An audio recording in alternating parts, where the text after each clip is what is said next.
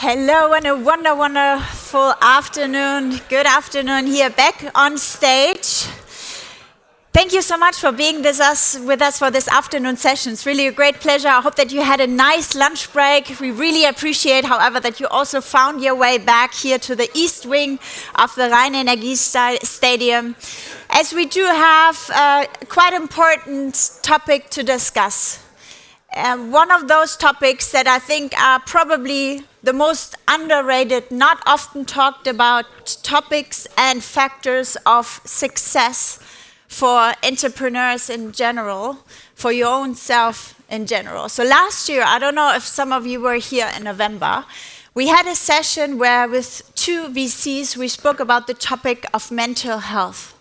So the idea was, of course, what can we, in terms of the ecosystem, VCs, capital providers can do in order to stabilize and maybe make better the life of entrepreneurs that are really going through sometimes very hard times. And even from VC side, that wasn't something that had been looked upon a lot. And if you're talking startup life, a lot of times it's only about numbers, it's about growth, it's about valuation, it's like, here I did this, here I performed in that way. And there's always, unfortunately, a darker side to that shiny glit and glam that is taking place as you're purely looking at the numbers. So we now are going to take a raw and very unvarnished perspective into the life of an entrepreneur who's willing to talk very openly about those things that have gone great. Yes, on the one hand, fantastic story in terms of, let's say, startup success, but also those things that haven't been going so well to the point that he felt he was no longer able to go forward. And the person I'm talking about is sitting here already. We highly appreciate that he's coming here to speak so openly about it. Please put your hands together for Björn Keune.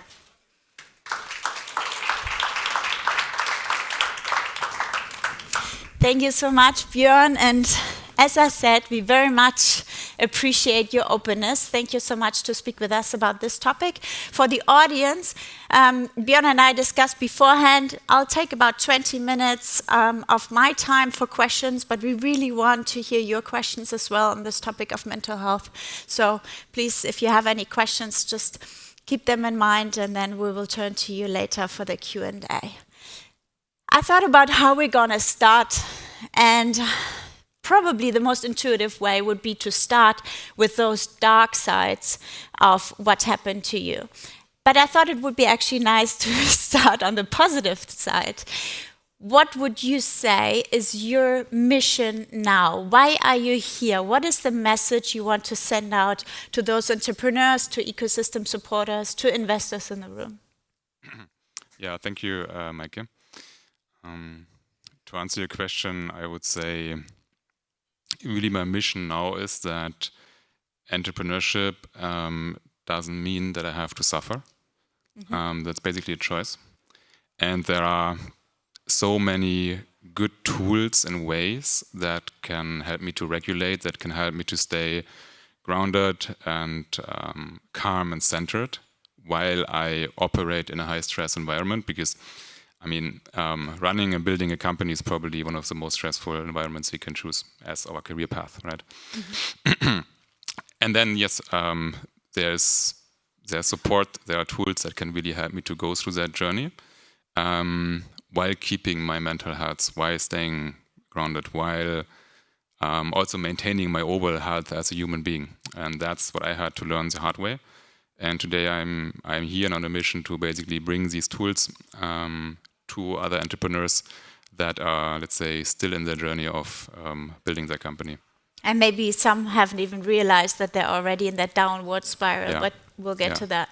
What does success for you mean now? Success is for me living a fulfilled and peaceful life and finding that fulfillment and peace in the way that I am operating in the world. Finding that in my doing, in what I offer to the world, also in my business. That's for me the number one measurement for success, honestly. And last question, on that part. What does freedom for you mean now? Freedom has so many different facets for me. There's definitely a big element around being whoever I am in any moment and expressing that fully. This is probably the deepest level of felt freedom, let's say, in the human experience that I have experienced, that I can just, see and feel what is happening inside of me and then share that and bring that out and live according to that, rather than living to any idea about myself or any picture I want to portray to the outside. So that's the deepest level of experience freedom to me, I would say. I think that's very beautiful already. And I'm asking that because previously there was a mismatch between who you probably thought in the inside, but also who you were acting as or who you were acting on the outside. Can you maybe start talking about, take us back to those days where that mismatch was taking place? You had founded Invincible Brands, you guys were hugely successful, Yeah. but what was not right and why? I would say there are two elements to it. First of all, only now have I discovered what, let's say, is truly my mission on that planet and why I'm actually here and what I'm supposed to be doing. And while I was very successful as an entrepreneur, I would say this, and I do have the skills and experience like to build organization and to understand the marketing funnel and to scale and hire people and do all those things that I needed as an entrepreneur. However, it never led to such a deep sense and as of fulfillment and peace that I experience compared to what I'm experiencing in my work now. So I would say somewhere early on in teenager years, I somehow got to the idea of, I need to be an entrepreneur. Because for me, entrepreneurship and especially then financial success, for me that was equal to freedom. And I was always striving for freedom. I wanted to be independent. I didn't want to have a boss. And I had the idea of like, okay, if I'm an entrepreneur, I will be financially successful, I will be free. And that basically covered up what was actually there for me. Because I'm actually really here to support people, to work with people and the nervous system on a very deep level, to hold someone in their deepest pain. That's what I actually enjoy.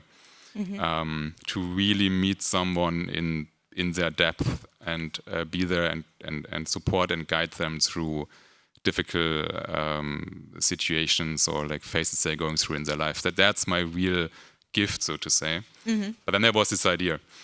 So that was definitely, let's say, one thing where I like wasn't really looking early enough on, okay, what is it that I actually want to do? What's actually my purpose, Exactly. except for that equation, Exactly. success equals being rich, Exactly. equals being free. Exactly. Okay. And that then, like, in building a company but not being really in my purpose, that is then really stressful, right? And this is maybe, we'll talk about the Yeah. learnings as well, but being able to sync that the Yeah. purpose and the value, it doesn't have to stand against building a great company, right? Totally. You just have to find a way to sync it. Yeah. Okay. Yeah. But let us see, or let's hear from you what happened, because when we spoke a few days ago, you said that you hadn't actually realized what all had gone so wrong because you were just in that tunnel. So you guys were heavily successful, but what were kind of the things that you were doing to yourself, with yourself, that you realized in the end something's not going well? So yeah, as you said, like we were building this company and it went from 0 to 100 million in sales pretty quickly. We had like a couple hundred people employed, and there was just massive workload, right? And I occupied myself on, let's say, 16, 18 hours a day with something that, yes, I was capable of doing in some regard, but that wasn't deeply fulfilling to me. And then that created lots of stress in my system. And then there's another layer of stress. So it's a layer of doing something that is not aligned with my true inner calling. On top of that came the stress of like running a company, finding investors, getting the sales right, hiring the right people, like everything you need to do as an entrepreneur. So that were then 2 layers of stress that I experienced in my system. I had no education idea whatsoever how to deal with that stress. So then it needed to go somewhere. And in the lack of knowing better, I turned to things like alcohol, other drugs, porn, sex, these type of things to put my stress somewhere, to have a moment where I basically wouldn't have to feel. That's it. Yeah. I was just creating opportunities to not having to feel myself and to be free of the stress. That's it. And I would even say it worked. In a certain way, it helped me to get through these many years of entrepreneurship. Right. If that stress if I hadn't had an outlet for the stress, I wouldn't have been able to get to where I got to. Right. However, this is clearly not healthy. It's not healthy for myself. It's not healthy for my body. It's not healthy for my environment. I obviously wouldn't recommend that, and it wasn't healthy for myself. And it was also just, let's say, preventing me from, let's say, burning out completely. And over time, it led to really depressive state of minds. Like I was completely numb. I didn't feel anything anymore. I had, when we did the accident, the money hit my bank account. I didn't feel anything. It was like, yeah, whatever. Like this idea of like, oh, I finally have this financial freedom and I go and celebrate, like completely didn't happen. Like we had the exit. I didn't celebrate with the team. I was like, yeah, whatever. You guys were exiting and no celebration. No nothing. feeling. At that point I was just numb and cut off because of these ways of numbing myself all the time, right? Right. So yeah, that was my way of getting through that. And it clearly doesn't work. It's not healthy. It's not, obviously it's nothing sustainable. And I think it's very individual as well. Like everyone kind of has their channels where you channel the stress through. Yeah. In some ways can be drugs, can be alcohol, can be the sex, whatever. Yeah. But then once it gets excessive, then you feel like there's no way out. It's just numbing my feelings. Okay. Yeah. And it's also a vicious circle because that leads to, I don't want anyone to know about that. That creates even more stress. And then I need to more of what I'm already doing to cover up for the additional stress. So it just doesn't go anywhere. And there are way better ways to deal with the stress. And it doesn't have to be this way. Mm-hmm. But I had no idea around what else can be done. And that's why I had chosen these things. To what extent do you think, you guys were very successful in that COVID era, where things had kind of fallen apart, but for some businesses it went through the roof. There was a very specific ecosystem dynamics as well. Yeah. But in general, to what extent do you think the ecosystem also still celebrates the wrong things in terms of, working your ass off, celebrating numbers and great funding rounds, bigger, better, higher. Do you think that has played a strong role in it, or how else do you think we could go about it? So I would say for me, it didn't play such a big role, like this being celebrated for it. Also, I was never really public. I was running a super successful, highly profitable company, and I never spoke about it. So for me, this wasn't less of a driver. Okay. And I would say there's nothing wrong with celebrating the funding round, the financial success whatsoever, if we also look at and also are open about how do I feel while I achieve that. Right. And true success is I get the funding I want to, and I feel calm and soft and centered and grounded and actually feel joy and happiness and have access to myself and to my emotions, and then there's nothing wrong to celebrate it. Yeah. I think we're just not sometimes looking deep enough.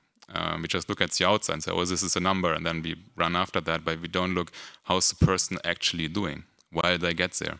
Right. So that's what I would say to it. Yeah, and it's also, that can be very different from founder to founder, because sometimes if you are very externally driven by, VCs or the pressure that is put on you, then I think you may be also getting into that downward spiral.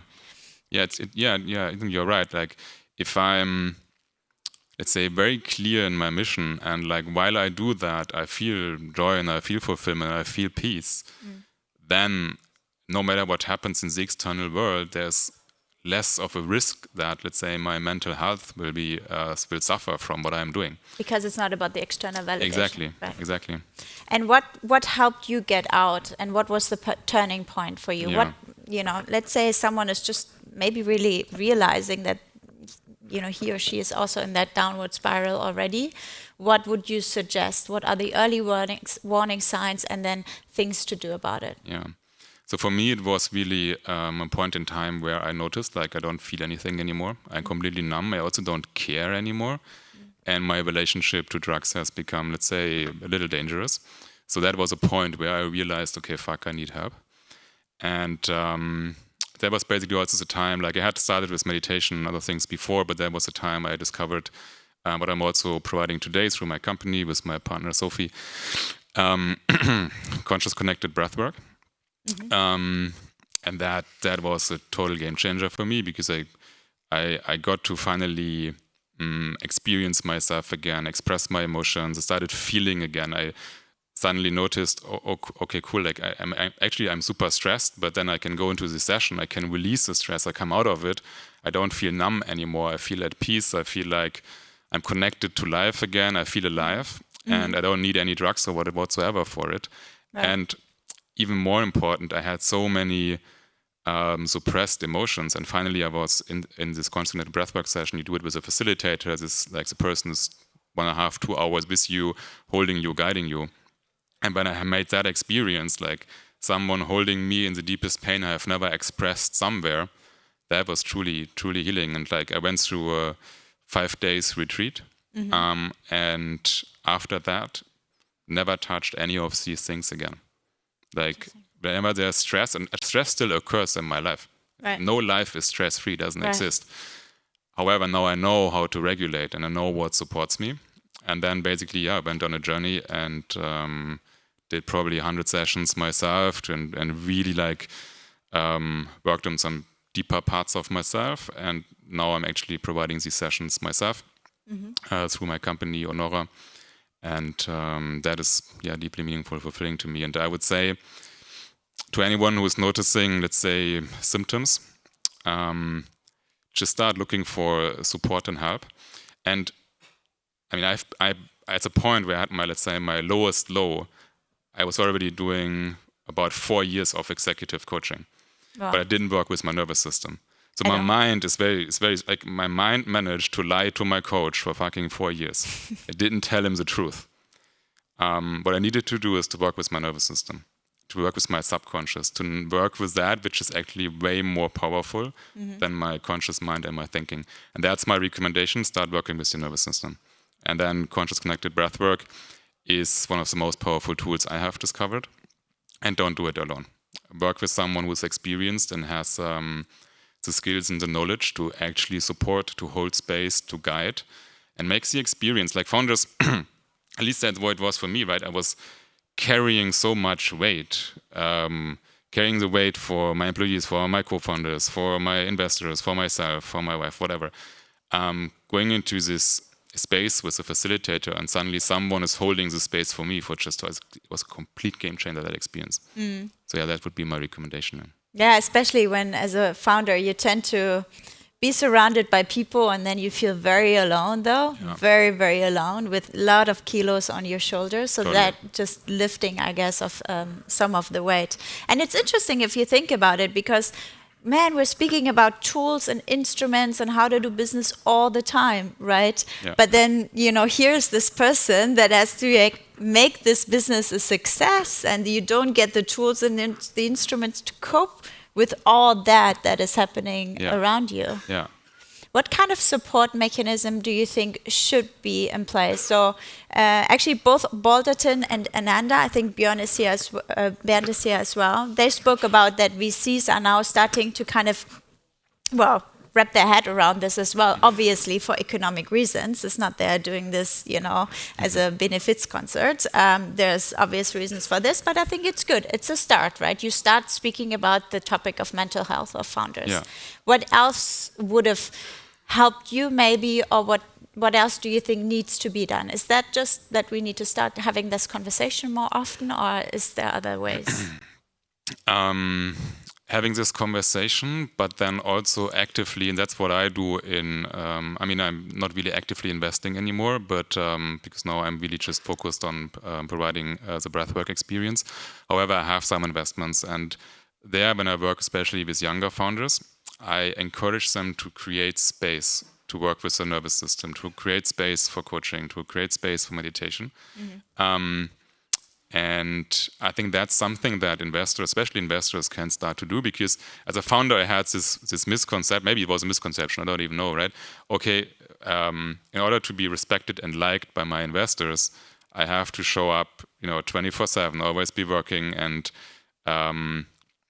I can't afford to take some time. But that was just a story. Right. It probably wasn't even true, because they were also I mean, they had bet, significant amount of money on me. If I then run into burnout or depression, no one wins, right? So creating space for it, encouraging people to do it, and changing the conversation from not only celebrating, okay, what's the number you got to, and how much money you raised or how much money you're making, but also to how are you actually feeling while you do that. Right. I think these are a few things that I believe would be helpful. And then simply be open, be openly sharing around, okay, how do you actually feel? But also learn how to assess that. It's actually not that easy sometimes. That's very true. We only have a few minutes left, so I want to turn towards you to see if you have any questions for Björn. Anything that, yes. My colleague should come around. Yes, she's on her way. Thank you. There in the second row. No, here, at the front. You didn't bring the mic. Okay, maybe we'll just do it without the mic. Yeah. Yeah, I was just wondering, you were speaking about breathwork, and I was just thinking about how did you get there? Is that like the first thing that you tried out and that's what worked for you, or did you follow or try out any other things like, I don't know, therapy, ayahuasca? I don't know. There's a lot of things that. Yeah, thanks for the question. By now, I've done pretty much everything, and I have to say that from psychedelics to breathwork to meditation.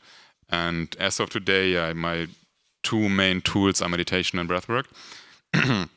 Before I got to conscious connected breathwork, especially these guided sessions, I was doing more mind-based breathwork, like a bit of box breathing here, or maybe some Wim Hof style breathing there,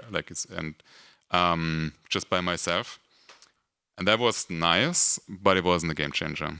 And I would say, for everyone, there are different things that might work. My main recommendation is really, try to find something that works with the nervous system. That's most important. And see if you can actually be supported in that, and not just sit at home and do 10 minutes of Wim Hof breathing. That won't do the job if you're already on a very high level of stress. Thank you. Hello. I have a similar question. So you talked about suppressing your own emotions, but how exactly can I imagine that when they came up? Was it when you had guidance, or did they just come up randomly and then they went out like a break-even point? Yeah, so the first time I managed to access them again was in the breathwork session I spoke about, this conscious connected breathwork session where I was guided and facilitated by a very experienced person. And what happens there is basically you lie down, you start breathing, and you receive the guidance and support from the facilitator. And then at some point, the conscious mind can basically step back a little bit, can soften, and can allow whatever is happening in the nervous system and in your subconscious to come to the surface and be expressed. And that's how it happened for me, because my conscious mind had all these stories around, I can't express this, I can't express that, expressing this emotion in that environment is not safe, I'm not going to do it. So I had everything that came up for me was constantly suppressed by my conscious thinking that had the story, I can't that. I can't express this emotion to my partner, I can't express that emotion to my investor. And then all these stories, suddenly they have less control and less power in these sessions. And then what they are suppressing, that then comes up. But the thing is, this suppression leads to stress in the system. Because if I'm not expressing, if I just keep everything inside of me, it's like a pressure cooker at some point. And that is a constant stress. So even if I then do well in life and everything is fine, if I'm still suppressing what's really happening inside of my system, it's constant stress. So yeah, that's how I got access to it. And then I was able to, since then my system learned, oh, it's actually safe to feel that, it's safe to express that. Now it also feels safe to my system to do that outside of these sessions. So now I go through life in a more regulated way. I needed to make that experience of like accessing it without my conscious mind suppressing it. Does that make sense? It does. Thank you. Okay. Do we have one more question? Yes, there in the back.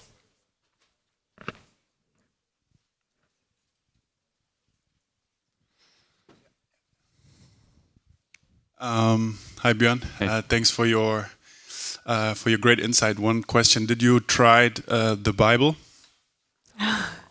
Reading the Bible? Yes. Actually, I read it, say 3 to 4 years into my journey of, let's say, change, and that was the first time I could actually connect to it, because up until that point, I was reading it from. I grew up like in a Catholic, education, so I was reading the Bible, and I was taking it word by word, and it didn't make sense to me because, like, whatever. After I had some experience on especially meditation, I read it through a different lens, and since then I was able to connect to it. But before it didn't work for me, honestly. And did you feel any delight after getting deeper into the word? Yeah, totally.